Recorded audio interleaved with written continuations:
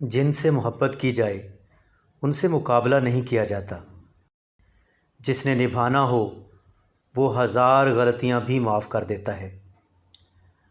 معجزے کی راہ تو خدا آخری سانس تک کھلی رکھتا ہے۔ لوگوں کو جج کرنا چھوڑ دو۔ جو دوسروں کی بھلائی کو سمجھتے ہیں وہی حقیقی دلوں کے مالک ہوتے ہیں۔ ہر لبرل آدمی پہلے اپنا راستہ چھوڑتا ہے اور پھر کسی دوسرے کے راستے کو درست سمجھتا ہے۔ سبق وہی یاد رہتے ہیں جو وقت اور لوگ سکھاتے ہیں۔ علم کے سچے تالے بن جاؤ اور گڑ گڑا کر دعا کرو۔ بہترین میاں بیوی کی سب سے بہترین خاصیت یہ ہے کہ وہ آپس میں اختلافات اور ناراضگی کے باوجود ایک دوسرے کا خیال اور فکر کرنا نہیں چھوڑتے۔ دنیا دوسری چیزوں سے غافل کر دیتی ہے۔ دنیا دار جب ایک چیز حاصل کر لیتا ہے تو اسے دوسری چیز کا حرص لاحق ہو جاتا ہے۔ دوسروں کو کمتر کہنے سے آج تک کوئی عظیم انسان نہیں بنا۔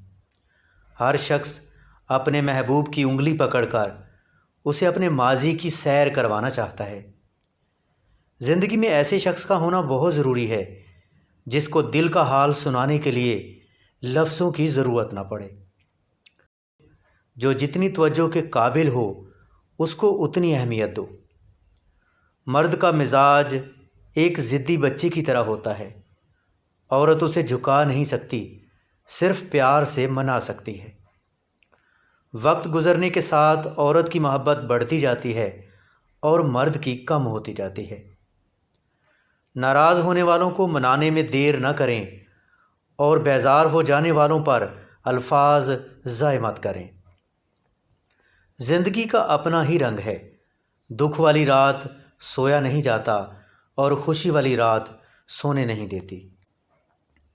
شادی کے بعد عورت کی حالت دیکھ کر اس کے ماں باپ کا نہیں، اس کے سسرال کا پتہ چل جاتا ہے۔ ہر انسان کمزور لمحوں میں خود ترسی کا شکار رہتا ہے۔ سکون لوگوں کی غلطیاں اور خامیاں دفن کرنے سے ملتا ہے، ان کے یاد رکھنے سے نہیں۔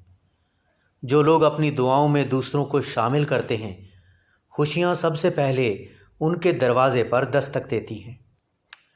جس محبت میں کھونے کا ڈر نہ ہو وہ محبت سچی نہیں ہوتی۔